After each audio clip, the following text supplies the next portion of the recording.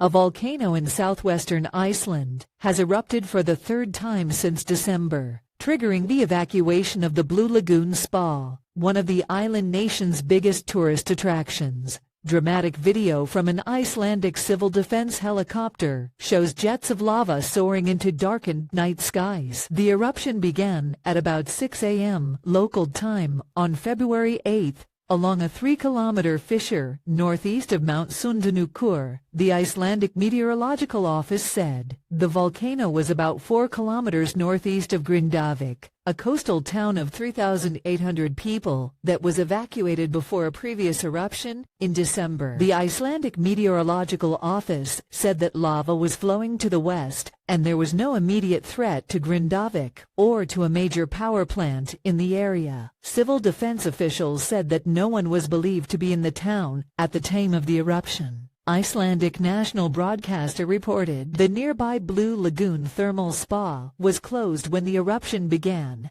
and all the guests were safely evacuated, Rev said. The Icelandic Met Office said, earlier this week, warned of a possible eruption after monitoring a buildup of subsurface magma for the past 3 weeks. The amount of magma, or semi-molten rock that had accumulated, was similar to the amount released during an eruption in January. Hundreds of small earthquakes had been measured in the area since last Friday, capped by a burst of intense seismic activity about a half-hour before the latest eruption began. Remember, this is the third eruption since December of a volcanic system on the Reykjanes Peninsula, which is home to Keflavik, Iceland's main airport. Iceland, which sits above a volcanic hotspot in the North Atlantic, averages an eruption every 4 to 5 years. The most disruptive in recent times was the 20-Ipidete eruption of the Eyjafjallajökull volcano, which spewed huge clouds of ash into the atmosphere and led to widespread airspace closures over Europe.